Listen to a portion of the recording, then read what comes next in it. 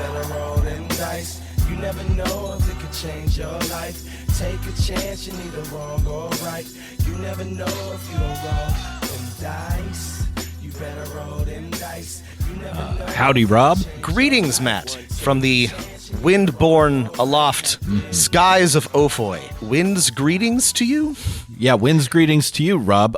It's Dungeon Master of None. I'm Rob. I'm Matt, and we're here to talk about Zephyr, an anarchist role-playing game about feelings and anthropology and debt and state capture. It's about a lot of things. It's about a lot of things. The full title and subtitle is Zephyr, an anarchist fantasy game of fleeting identities. This was written and illustrated by Federico Sans and has help from some other designers. Lucretia Alves and Emily Pennyway. Known to me from other projects, and are all of these people are involved in the indie RPG scene and have other titles and make cool, weird things. Real listeners will know Federico Sans has actually been talked about on the podcast before, back when we did a review of the RPG Guide to Heists or whatever. The author wrote a chapter on that. But this is a work of pure auteurism Yes. in one sense, right? It is written and illustrated by the same person, and that's always really interesting to me. It's a Kickstarter packed indie RPG that has no dice and some really interesting mechanics, really interesting inspirations, a really interesting world. It's also a lot. It's a very complicated RPG. So where do you want to start with it? I guess we'll just start at the beginning. I was trying to remember. I backed this Kickstarter not that long ago. It actually, I think, from beginning to completion, it was a very reasonable, I think, probably about a year. But I completely forgot what it was that made me interested in this. It's not just the word anarchist. Something else must have compelled me. But I was delighted by what we got. We'll just start at the beginning and go through it. Some of this is going to be incomplete for you listeners because this is a very visually striking and compelling book. The illustrations are beautiful. There are some delightful paintings, really, you would call them. There are a couple of comics that are not necessary to understand the system or the setting, but are designed to sort of like help with that. It is a very, very lovely book. And like Matt said, a work of artistic expression largely by one person. I'd say there's sort of like three things that you need to understand, like as a foundation before we can jump in. And before we can even review this game. Yes. Let's talk about Ophoi. Let's talk about the Wind Folk, and let's talk about our feelings after that. Yeah, but let's start with Ophoi and the Wind Folk. One of the core conceits, one of the key ideas here in this very adventurous fantasy game is that it takes place on the back of a sentient mobile landmass called Ophoi. This continent was formed when the moon hit the ground. Part of character creation is going around the table or the narrative campfire and deciding what your character believes about the foundation of the world, and this has an effect. And then your character's journey through this continent that's made out of feelings, that also has feeling storms and feeling weather. And then your characters are also more or less condensed feelings. There's a lot of feelings. There's a lot of your feelings. Wind folk, your little meter and a half or meter tall people wearing wooden masks with glowing eyes like Jawas from Star Wars. These guys make me think of what are they? Like the Koroks from the more recent Zelda games, or the little guys from Spirited Away, or just they're little, or is it Princess Mononoke? Anyway, little guys, little force guys with masks, except they're wind guys with masks, and there's some of them where one's made out of wood, some of them wear little seed pods, some of them wear other things. There's tons of illustrations of these little guys, and this is what you'll be, one of the wind folk. And on this living continent, and being this wind folk is a set of societies or social obligations that is inspired by a lot of recent work on stateless people's anthropology. And so the main conflict of the setting is not only do you have to hunt and gather food that can become feelings in your body, but you're entwined with the natural world and with other wind folk through a set of obligations, which are kind of like character goals and actual quests that your group of players have to do. And this is all set in conflict with a set of people who are maybe not wind folk from the salt states who live their lives, doing agriculture and under debt and capitalism and violence and coercion. You want to get away from those people.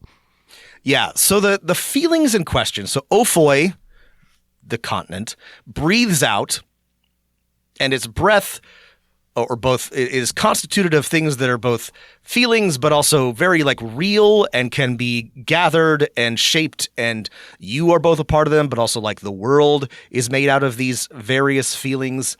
To understand what is being attempted by this game, and to really I think get what's neat and, to me, and I think to a lot of people, compelling about it, we have to talk about some books. We have to talk about Debt, the first 5,000 years. We have to talk about by David Graeber.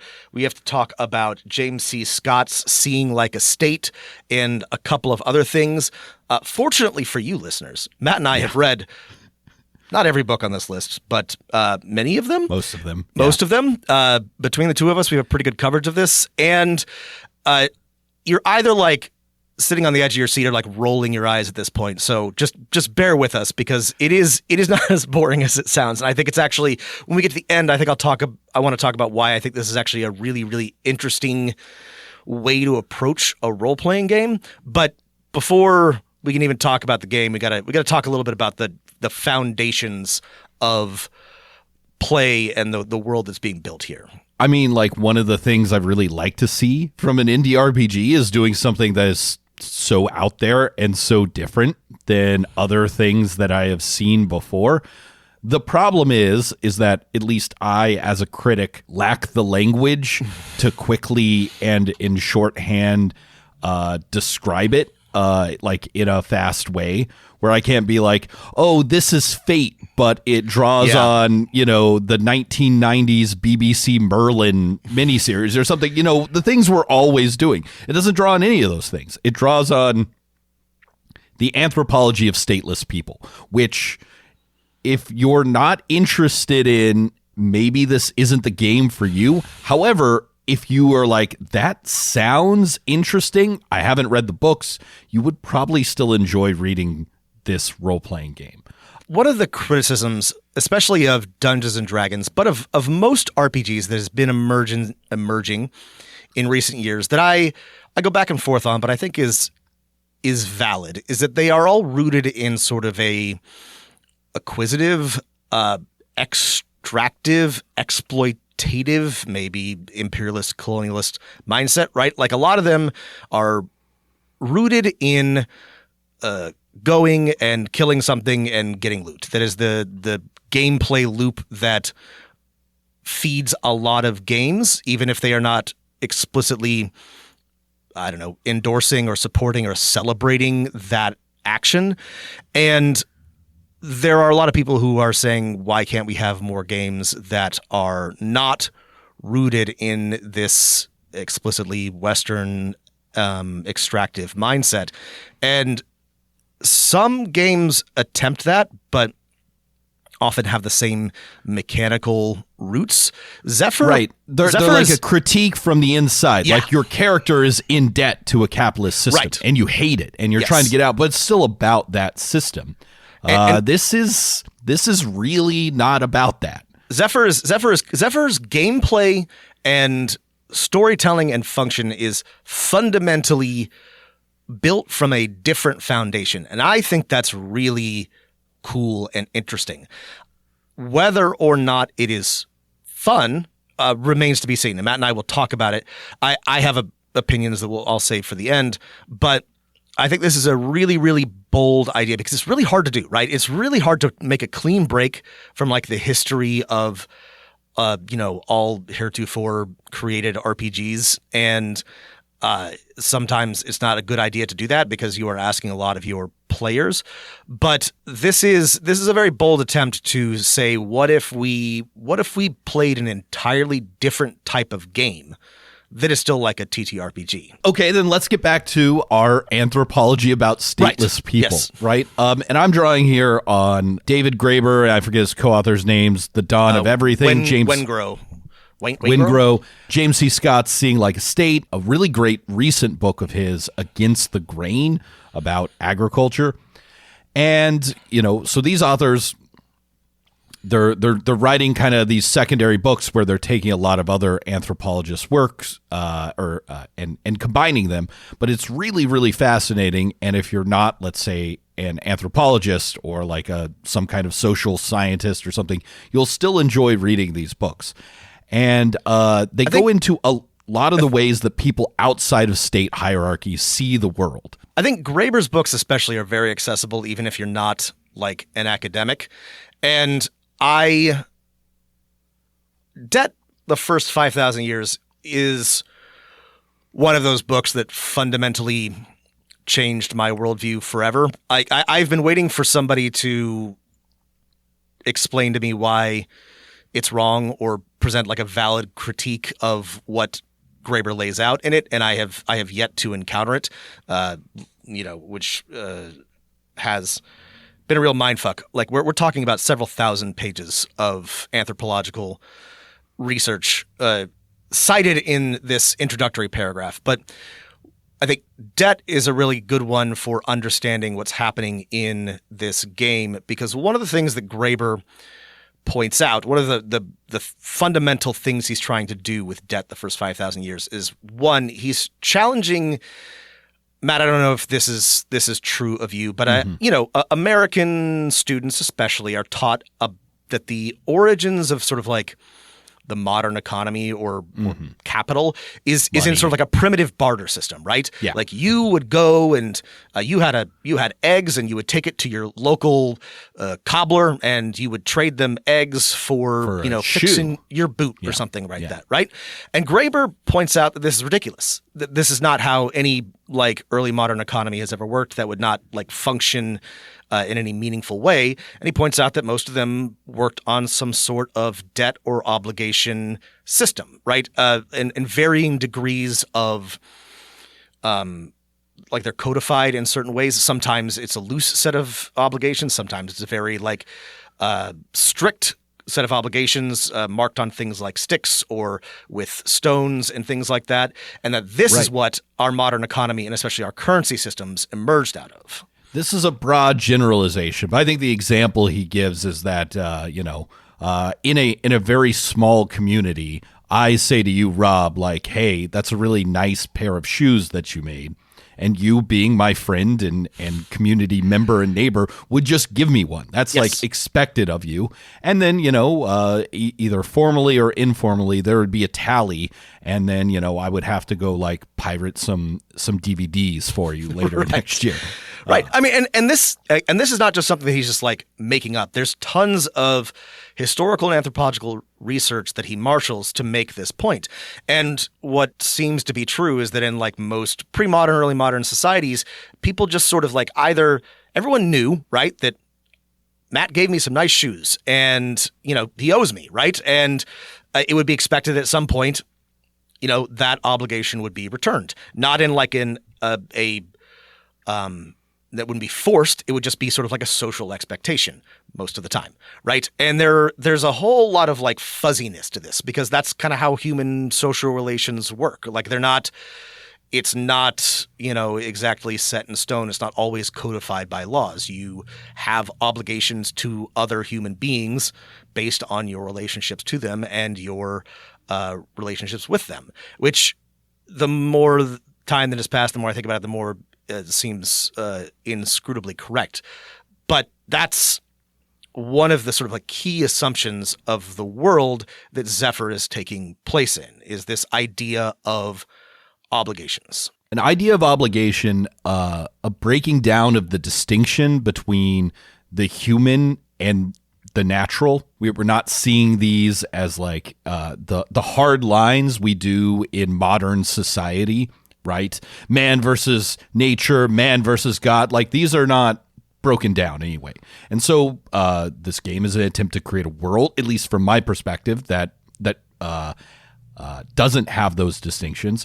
And it's also in dialogue with a lot of research on the emergence of like, hey, how do we, at least in certain places and certain times, get away from this anarchist way of living life? How did, and this is where I think James C. Scott's Against the Grain comes away in. from a capitalist way towards, you said anarchist. Okay, yeah. Sorry. From an anarchist way into a state society. Oh, right. Sorry. I misunderstood. You were right. You were right. Yeah.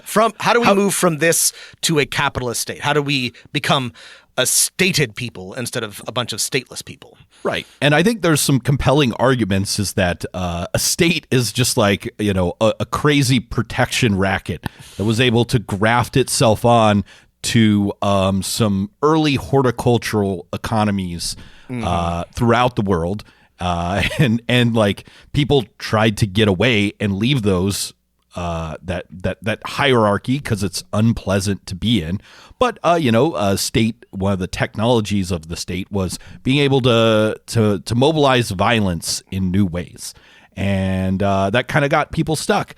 It didn't actually mean that most people for a long time lived under states, and maybe it meant that the people on the periphery of states had not only like the benefit of living a more anarchist way of life, hunting, foraging, raising livestock, but then they could also go and get extra stuff from the state whenever they wanted to, because actually keeping all your like stuff around in big piles tends to attract people. That part of the argument doesn't really come up that much in this book, but it's also engaging with that history, because in this world, not only do we have a living continent and people who are a part of that living continent, the wind folk, we also have people who are kind of living a more modern, stated way of living with debt and serfs and farming, all that stuff.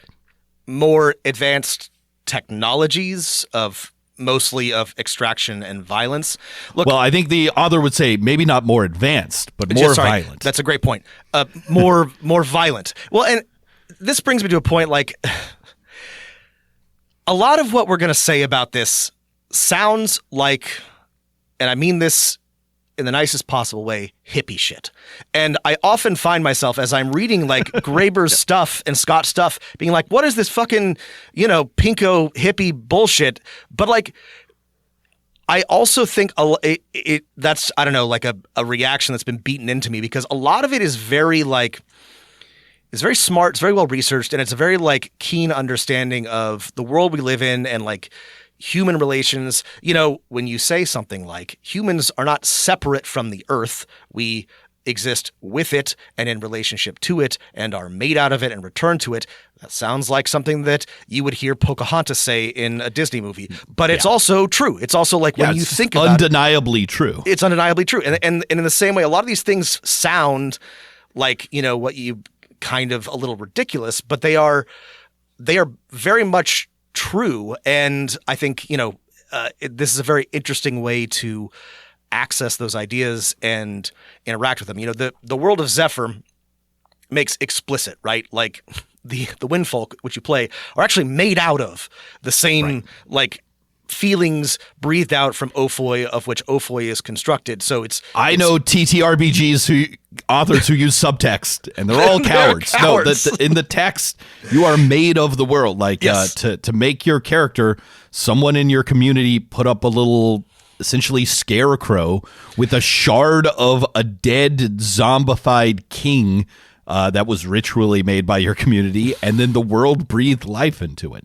Yeah, and I don't have any problem with this. Do away with subtext. Let your players explore other subtleties, but be explicit with like what you what you're trying to say. And yeah, anything else we want to say about, I mean, there's a million things that we could say about the ideas at the core of this, but maybe we should jump into the like actual mechanics and play of Zephyr now that we've kind of explained like what's going on here. I just, to put a button on it, I think I will say I have a hard time judging and critiquing this RPG because, as we said, like, Graeber and Scott are like extremely my shit, Yeah. These are books I've not in my research interests at all, but I have read for fun because they're just really fascinating. I think it's up in the air for me whether like players who are not familiar with these works will enjoy this game. I think they probably will. But the overlap of friends that I have, two, one of which is you, who are like familiar with this work, and overlap of friends who really want to play like a story heavy game about like intense feelings. I don't know how much overlap there is there. So that's just a warning. It's not a critique. It's just that's the niche of this game. Yeah. And not to be annoying about it, but like everything, but like every game is like ideological in some way. And sometimes they're really like explicitly ideological. There are people we've had on and games we've reviewed that are like really trying to say something, and that's okay. Like that's totally fine. Sometimes that can get in the way of like, is this a fun game? I do not think that Zephyr suffers from like trying to say something. I think a game is at the heart of this TTRPG. Like I think that Federico was like, what would be fun to play, and built it around this idea. I don't think that, this is not a lecture packaged in a, glossy TTRPG book. Like it's a game. Whether or not it's the game for you, like Matt said, is an open question, but I definitely think it has some appeal. We'll talk about the limitations at the end, but I do think that this is fun and not just like, I don't know, like an object lesson or, some kind of like avant-garde way of sneaking, anarchist ideas into the mainstream discourse. But yeah. Yeah, we're poisoning the minds of the youth with James C. Scott's radical things about peasants in the uplands of Indochina. Sorry. So one last. mechanics, I'm going to put my button on this before I. Why? Actually, why? No buttons, Rob. Thread. We're tying these together with patterns. Thread woven from. Yeah, it's a secret tool. We'll use it later. That's right. Is one of the things that I love about Graeber and Scott and really everyone who's writing in this tradition is that I think they're fundamentally optimistic about humanity. And I think that they look back and instead of seeing, nasty, brutish, and short, right? They're seeing cooperative, collaborative, communities of deep storytelling and interest and creativity. And I really love that. I think that's true and correct. I am fundamentally an optimistic about humanity, which is why I really like these things, which is why I really like this game. Okay, that's my button on this. No, that's a good button. Mechanics. Sorry, no buttons. Buttons are a tool of the hierarchy. We are against them. Of the salt states. The salt states. All right, so before we get to our discourse on salt and iron, let's talk about the mechanics. So there's no dice in this game. Instead, there are beads. Beads, yes. There's bees. Beads. We're all about getting that honey, Bear. Little colorful tokens. Probably little colorful glass tokens beads is how you would do it. But you could do anything, little discs. But they are arranged into 4 colors: cyan, magenta, yellow, and black. Yeah. And so everything in this game is either a combination of these tokens, which kind of sit in a little pool on your character sheet. And if you ever need, I think this is a really fun way of doing things. If you ever need to do a check, I think is the way you would term it in a different RPG, where you need to, hey, there's a chance you succeed or fail. You essentially have a reveal. You gather up a number of tokens in your hand. The narrator, the GM, does the same, and you reveal them and compare them. And depending on the difficulty of the check, there's a range of tokens. So like I think a normal check is 1 to 3 tokens that each the GM and players put in their hands. And if there's a tie, the narrator wins. If there's not a tie, then the player wins. And you can adjust the number of tokens revealed and whether it's a tie or not a tie for a success to basically make a nice curve of probabilities. And to me, this is such an interactive way of doing a check with another person. It's dramatic. You can kind of wait and choose to open your hand as you're narrating the consequences. It's really fun, and it still gives you probabilities, and it gets completely away from dice, which is super cool. We've talked about, Matt and I, we love pools. I love little tokens. I like the idea of having all these little like glass beads. I like having something visual to work with. This, after having read through it and noodled on it, this now makes sense to me, but I will admit that this was hard for me to wrap my head around.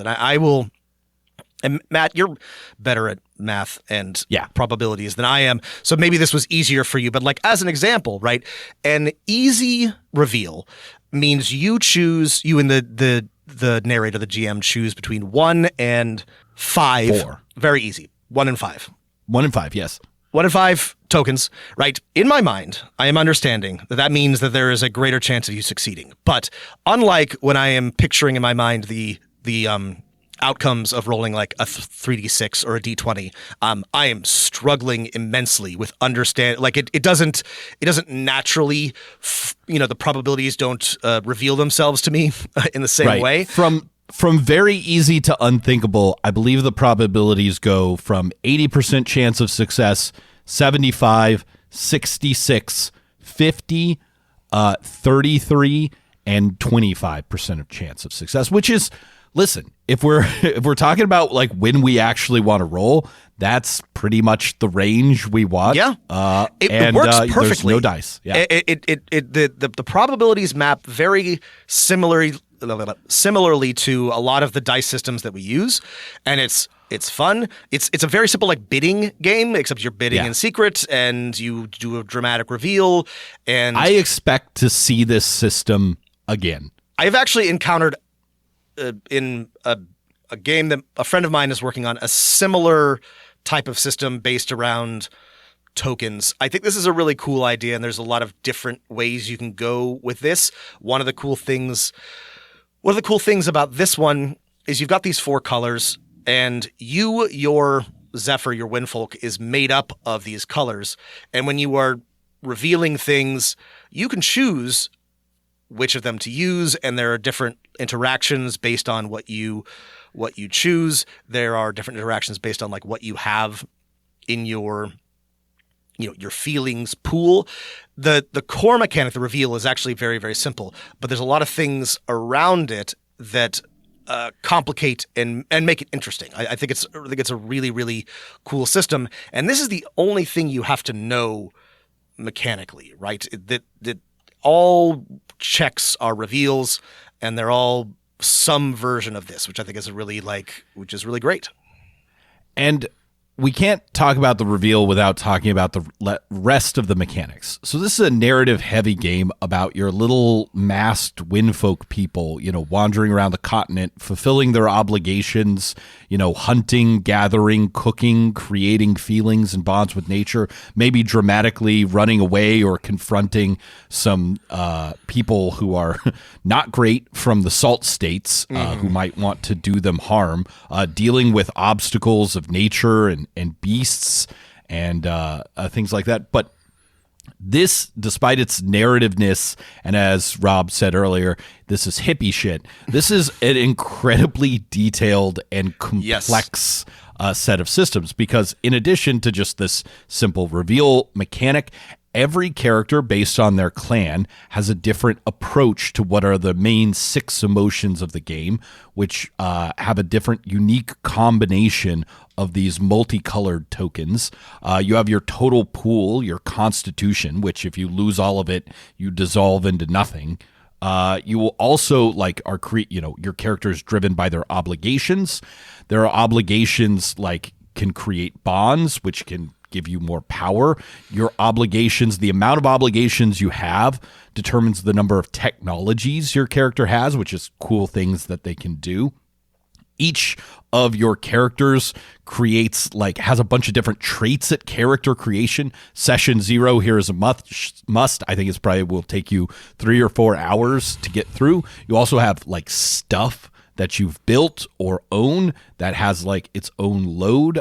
There's specific rules for farming, gathering, hunting, cooking, and gliding around on little Avatar The Last Airbender fans. It's, there are different stats for different types of bows in this game. Yeah. It's a very, very detailed game. There's a lot of different things that you can do and a lot of different ways that you could approach this. But I think one of the things that the gameplay encourages and that the authors are trying to push you toward is about survival, is about your relationship to the natural world. You very explicitly get your feelings back, your little colored tokens, mostly by eating, by things you gathered or prey that you hunted. Sometimes eat your feelings, Rob. Eat your feelings. Sometimes by experiencing something delightful like a pleasant hot spring or a particularly restorative wind.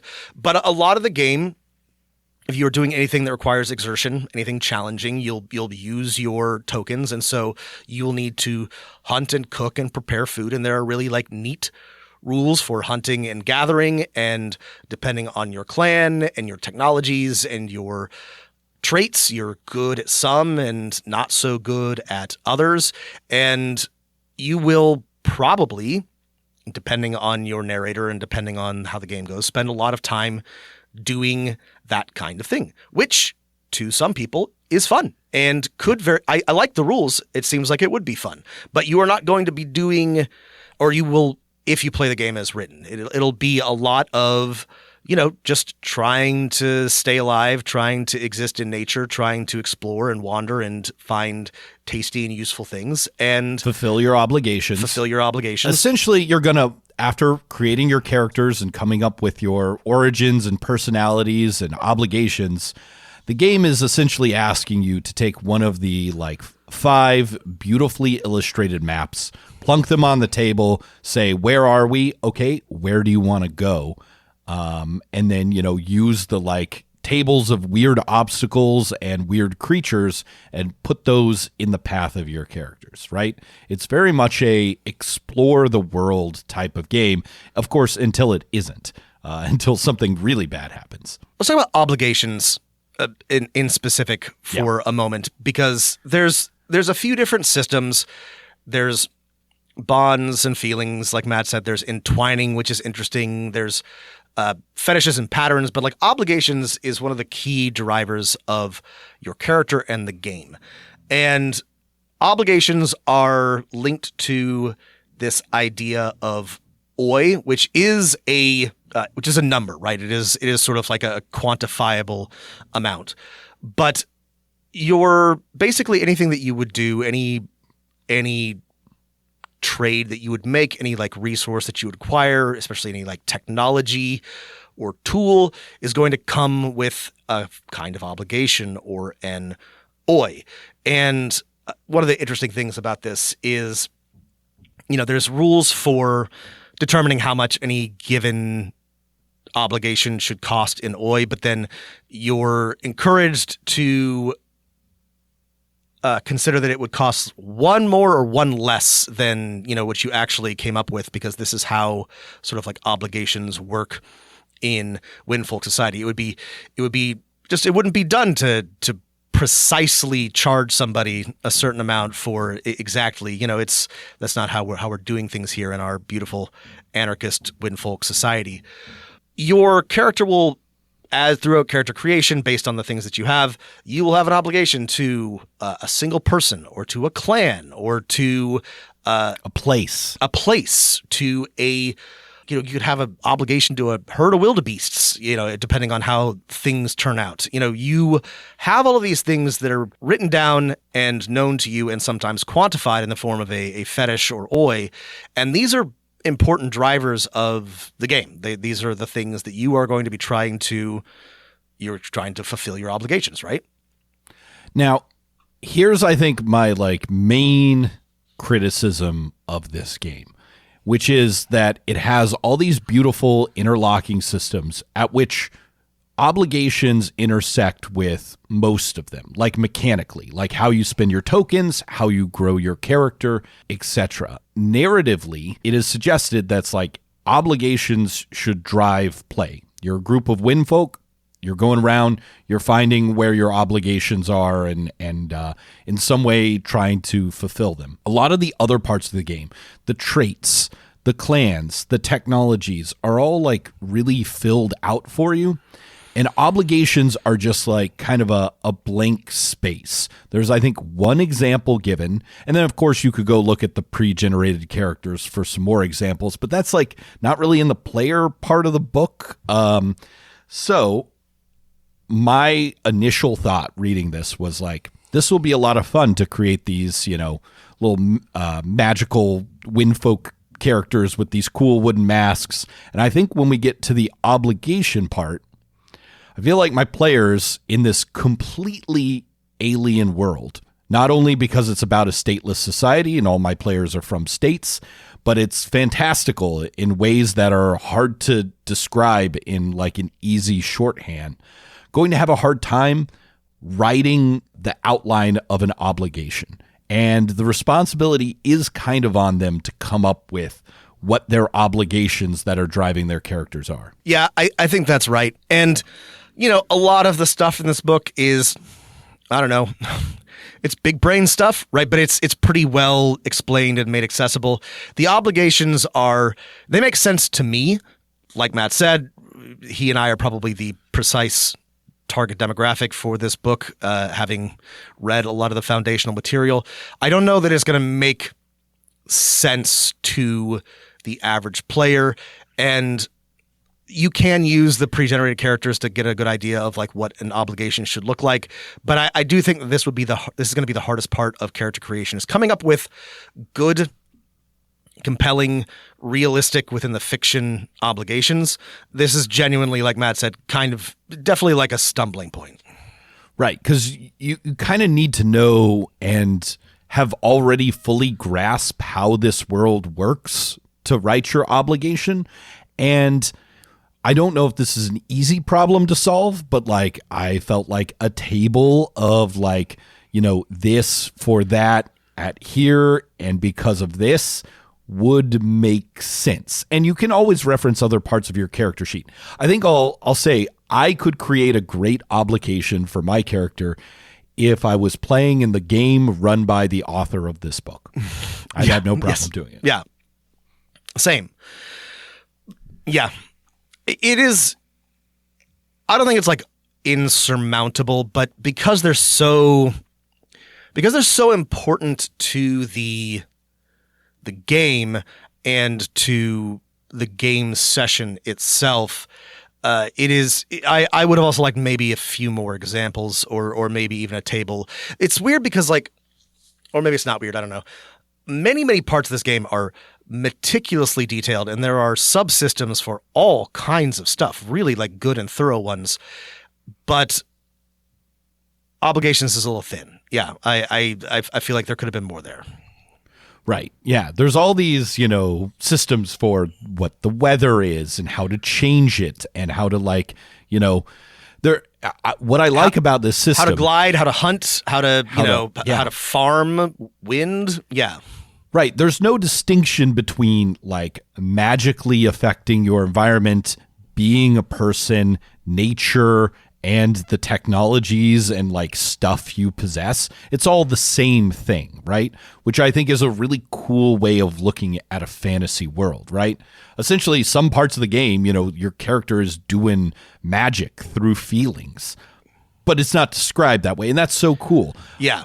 Yeah, but again, the core of the game is people fulfilling these obligations, and I don't know with the game as written, I could help characters come up with interesting ones.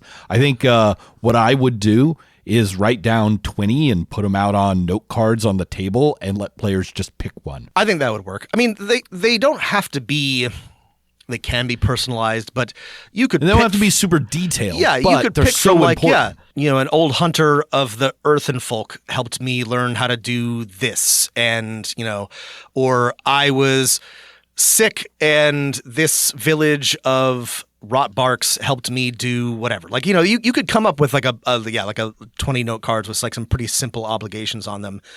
This is fixable, but this is supposed to be player driven, and that is going to, lots of this are going to be hard for players because it's just so different. I feel like the main problem Can we talk here about that for a second? Is not that like this is not, I think, more complicated than the average TTRPG. It is just so different. Not. And I feel kind of bad because like it suffers because it's just so different. If we were, naked babes encountering a TTRPG for the first time, this would not be harder for us to learn than D&D 5th edition. But it is a totally different paradigm. And that I think is going to be a real challenge for running this and introducing it to players. Right. I think the interesting thing about this game, and, I wouldn't even give it a second thought other than the art is so like amazing, right? You've got, I don't know if we're doing a great job of describing it, but like these almost hobbit-looking people covered in wraps, wearing these wooden masks with glowing eyes, and they all have cool scarves and bows and spears and fetishes representing their obligations hanging around their necks, and these fantastical creatures that seem to be made out of like tangled roots and mushrooms and stuff like that, and horrifying looking salt people in terrible salt mines. All of this looks so cool, but like your person is not like a human being. They're like made out of condensed feelings, and they make other people, but they also get hungry, but those feelings are also hunger, and they can cook curry, but it's also feelings. And like the world is so different in this game. Like, would my character have a sibling? I guess you could just say yes. I don't know. Like, are the salt people, I thought at first they were human beings and we were the magical creatures, and the salt folk were just like regular humans. But no, they're not. They're also made out of this condensed raw emotion of the continent in a different way. And I get the appeal of doing it like this, right? Because we are trying to break from the baggage of how we understand, like, what if the mystical non-stateless people are magic creatures and everyone else is just regular humans? That would not be good. But the sheer difference of everything, it makes it harder for me to grapple with, if that makes sense. Yes. The other game that I've encountered like this, which is also one of my favorites, but very challenging to explain and run, is Invisible Sun. And Invisible Sun starts from like a pretty like radically different foundation and understanding of the world and who the characters are. I also think it's a very good RPG, and it is just, this is hard. This is a real challenge for designers trying to do something different, because we come to these games with a set of assumptions.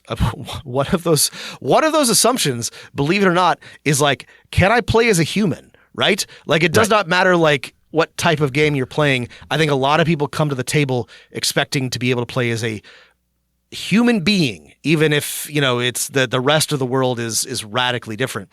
And that alone is kind of a big ask, as it turns out. It's a big ask because I think in order to make a character that is interesting, you have to read a lot of this book, right? Yes, yeah. One of the things I'm always wary about, at least for me and my table, is playing a game where I expect the players to read the book as opposed to having me just explain it to them. I'll always have players who will read the whole book, but they are always in the minority.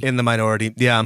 And this one, you'd really, and because you can't just say, well, this this is an old-timey Western set in space this time, right? You can't just, and then everyone gets what's going on, right? This is a superhero show, but it's gritty and real. People get punched in half.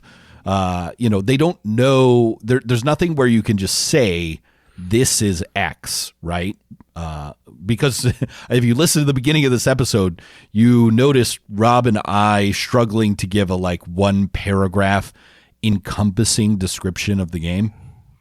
Yeah, there are things that we can say this is kind of, in some ways, a little, forgive me for the term, Ghibli-esque.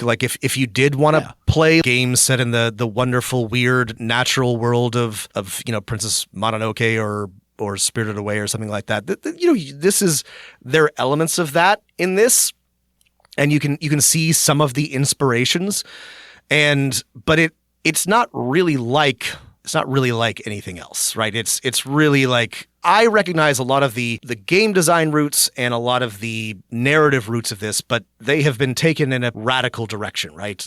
Knowing the origins of some of these things does not mean that this is not totally new and unfamiliar. One other thing I wanted to talk about, if we're ready to move on from this section, is the salt states. Kind of a scar in the middle of Ophoi, the wandering continent. The salt states are really interesting, and they're at the core of the game, right? Your Windfolk are explicitly in conflict with the salt states, and again, as enjoyers of books like The Dawn of Everything and seeing a state, the explicit conflation of a state, of a hierarchical polity and violence and evil and exploitation is, to me, delightful. It's very fun, and there's a lot of really clever stuff here.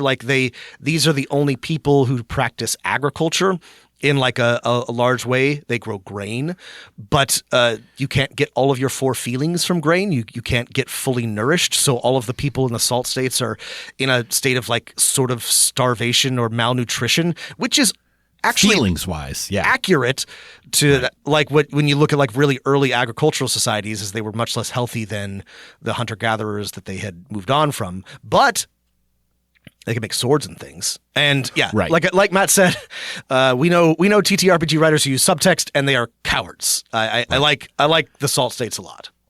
They've got salt mines, salt, salary. It's association with currency. The people there are born into debt, and it's a different kind of debt than your obligation in that it requires coercive violence in terms of grueling labor, right, in order to get out of. You have to create other people. You have to get a debt contract to give them a name in order for you to move up.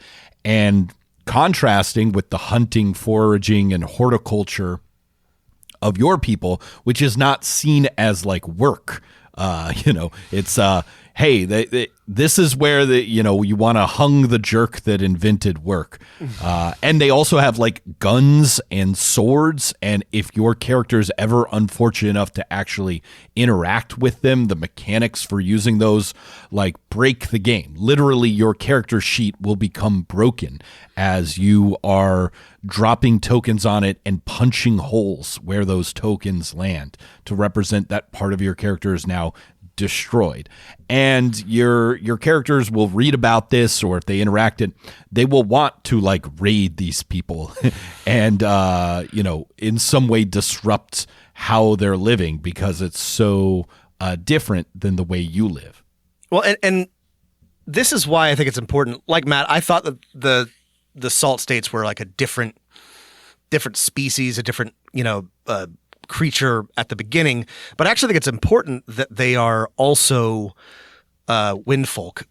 And there's sort of they're not wind folk, but they are folk. There's one thing that isn't really explained. There's several mentions of water folk and swamp folk. There's not a clear definition given in this. It's implied that there are other types of feeling constructs. Not everybody is a wind folk like you, but they are folk, right? And they wear masks, and they are like your players. And there's this sort of cruel thing at the center of their society, which is they're all working towards the universal jubilee, right? Once The 4-step ladder, Rob. We're almost there. That's right.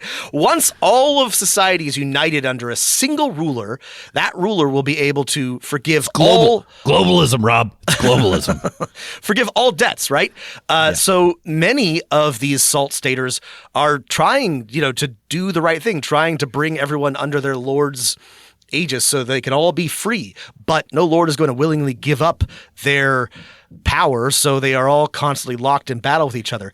Feel free to draw whatever conclusions you'd like to draw from this conception of a state. But I think it's important that these are not uniquely awful, evil beings, right? Your players are not. This is not a game about inflicting wanton violence. There are a lot of great games about that, but this is not one of them, right?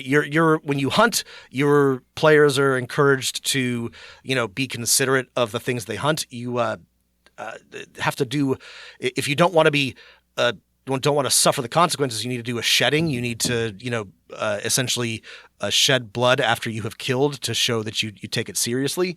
And in the same way, you're going to be in conflict with these salt staters, and they are mean and they have big guns, but they are like you, and they are perhaps just misguided. So your players may instead want to liberate or convince, the people who come after them.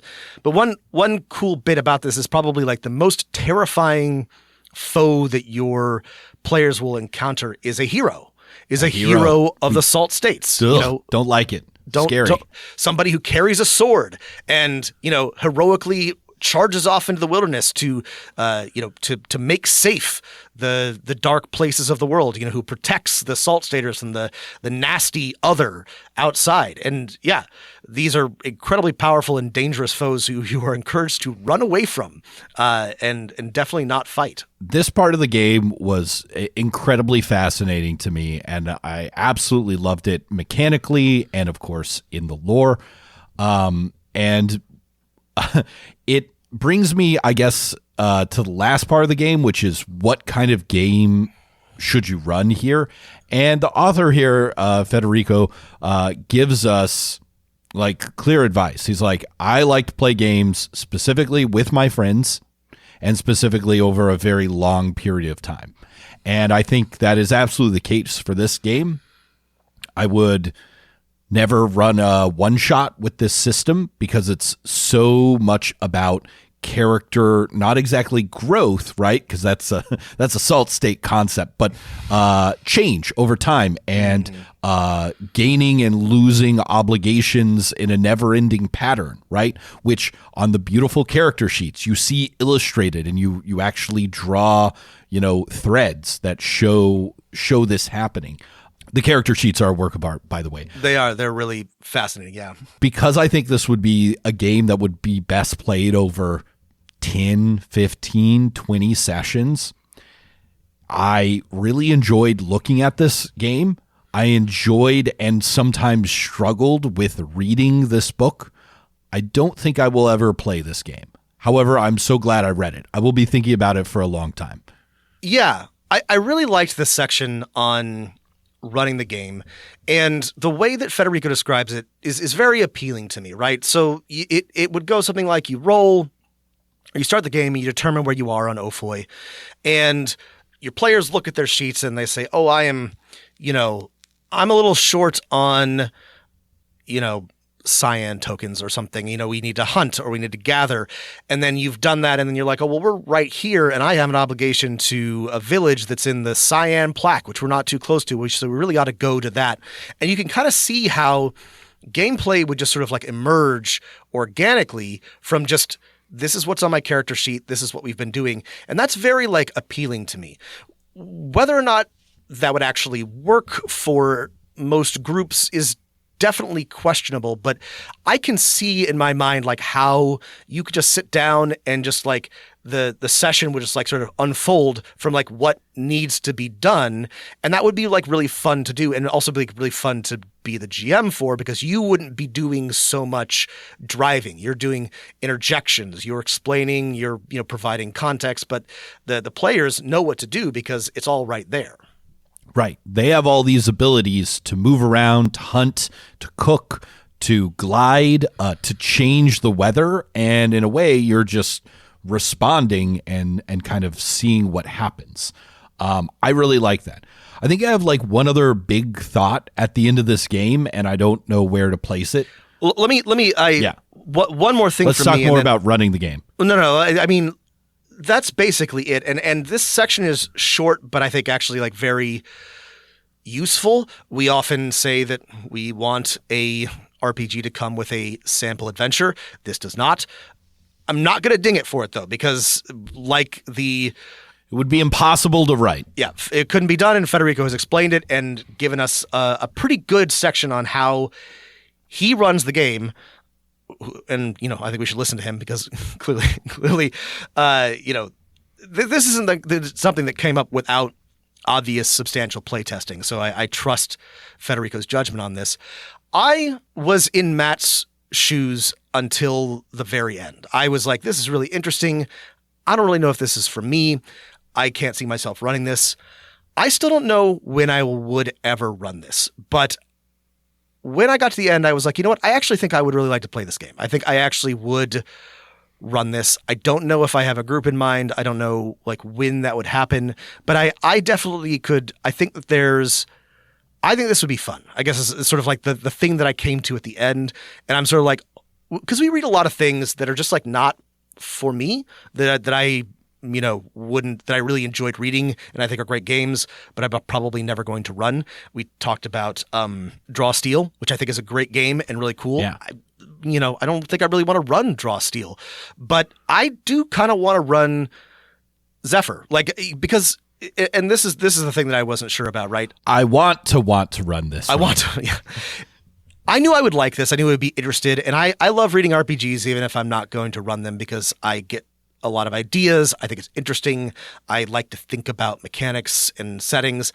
But at the end, and longtime listeners will know I'm always banging on about this. I want to have fun, right? I want it to be a good game, right? And my idea of like what's fun to play isn't like narrowing, but it is getting a lot more like specific. And I didn't think it was this, but I actually do think this would be fun to play. So I'm sort of like holding out for a future opportunity to put this into practice because I think Federico is correct.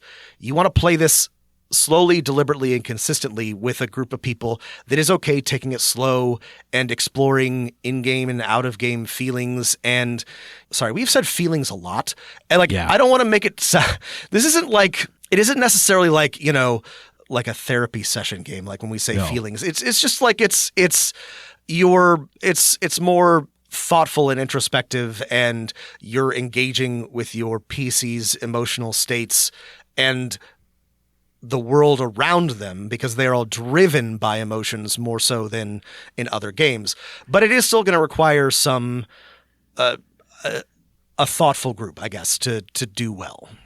Yeah, I think you have to look at the tagline to understand the feelings. Like when I read all the mechanics, I'm like, wow, feelings are very important, right? But the tagline is identities, right? Mm-hmm. The feelings are more definitions about your relationships with different things, right? Right. You have a specific set of colors for rage or sorrow or love, and these define your relationships or bonds with other things. This is not a game about you, the player, having feelings. Right. You will have no more or less feelings than playing any other TTRPG, and I think that confused me a little bit. I'm like, yes. Oh, what are the mechanics here that are supposed to... It's not about that. It's the feelings are a way of defining relationships to the world. And once I understood that, it made a little bit more sense to me. Yeah. Yeah. Okay, let's talk about your big picture. Let's Yeah, I mean, my two big picture things are, the feelings I think can be misunderstood, and I think I explained that as best as I'm able. And the other big picture thing is people like survival style video games and other type of stories a lot, right? People like games like Minecraft or Terraria or something like that. Valheim was a big hit a couple years ago. And by big hit, more people played it than most other indie RPG or games. But those games are often, just about, hey, you've got a place and you're going to build it and you're going to build some walls and you're going to harvest some things and bring them back and you will kind of despoil these other regions. But if you wanted to play a crafting survival TTRPG that wasn't about that, how would it look? And I think it would look like this. And I think it's fundamentally more interesting than, some sort of crafting survival TTRPG where you're building a base and going out and doing things just because it's so different. Yeah, we talked about the dungeon gameplay loop earlier. You go, you fight monsters, you get loot, you get stronger, you fight stronger monsters. That, by the way, I'm not actually criticizing that. I love number go up. I love number go up so much. I am no better than anybody else who likes a game where you a video game or a TTRPG where you go, you fight things, you get stronger. I'm not, I'll spend my whole life examining the origins of that feeling, but I'm not going to pretend like I don't like number go up. But a very satisfying gameplay loop is also just you exist in the world, you travel around, you find new things, you hunt and cook and restore lost health, and you go and you find and explore and, new things. Your character evolves and changes what they are and who they are and why they exist. I mean, it's slower paced. It's less, it's less extractive, less acquisitive. But I think that's, I think it would be wrong to describe this as a cozy game because it's not cozy, but it could potentially be slower paced and less, less intense in terms of you're not necessarily going to be in a life or death combat every single time. You may be swinging from vines or traveling across dangerous cliffs or encountering, beasts that are a little bit hostile, but not every time are you going to be in a potentially life-defining situation. You're just going to be existing in the world. But I think the way that the gameplay makes that work is very compelling. I think it would be a lot of fun to just today my friend Ophoi is hungry, so we're going to make sure that Ophoi is fed, and this village is needs a new bow because their hunters broke, so we're going to help them make a new one. That's, I don't know, that could be really fun, I think. The last thing I'll say to recommend this one is if you're looking for either mechanically or with the world building, a system that is a radical break from what you've been reading or playing or looking at, this offers both of those. The token chit system and moving those around, changing them, defining them, bidding them for reveals is super fascinating to me.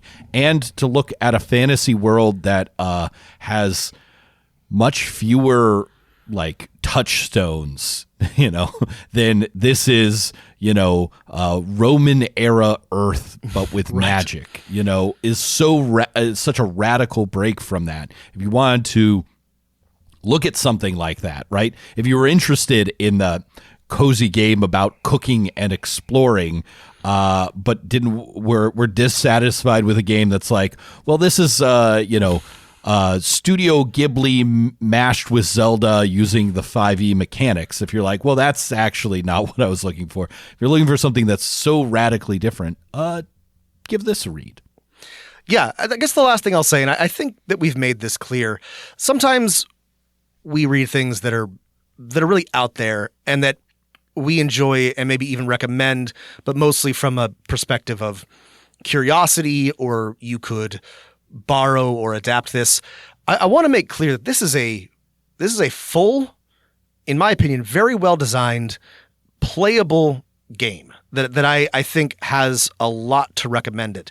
The problem at the core of Zephyr, if there is one, is that Federico did something very bold, I think, and just said, what if the whole foundation of tabletop role-playing games was something different? And that is going to be difficult for most people to overcome. If you can adopt you can have a beginner's mind, right? If you just, come at this, completely fresh, I think that this is no more difficult than any of the other RPGs that we recommend. It's going to be hard if you are used to really like any of the other major paradigms. So if any of what we said sounds interesting, I really think you should check it out because I think it's a really fun game, and I think it's like really well designed and would be fun to play. And also, it is really kind of like a masterpiece of writing and design. It is really like... This is an example of like what one creative person can do if they have a lot of time and ability to both draw, do layout and rules writing and world building all at the same time. So, yes.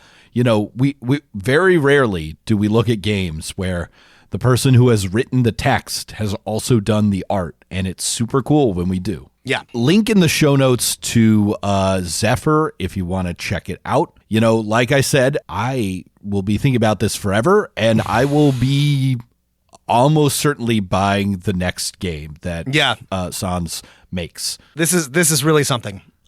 If you have questions or thoughts about what we've said, other things that you want us to review, it might even have been one of you that recommended that I back this. I don't know. I literally cannot remember. You should remember, Rob, this is part of your obligations to the community. And by listening to our advice and reviews, you have an obligation to us. Possibly it would be nice if you sent us a letter at dmofnone@gmail.com, or if you followed us on social media. We have a Discord. I should make this clear because I think it's not. The Discord itself is free to anybody. Anybody can join and talk. There is a special secret channel only for Patreons, but the Discord itself is open to everyone. We have lots of channels, and it's lots of people talking all the time. Good place to ask questions of them and of us. So come check it out. Thanks for listening, everyone. Thanks for listening, and keep rolling them colored glass baubles. Right. Randomly choosing. Yeah. Glass beads, Rob. Keep randomly choosing those glass beads. Hello, what's your name? Where you been all my life? Just playing, just saying. We should probably get a couple more drinks and we can write our names up on a link and tape it up on the wall. And if you get to catching feelings, baby, it ain't your fault. You can blame it on the salt sitting on the rim, blame it on the salt.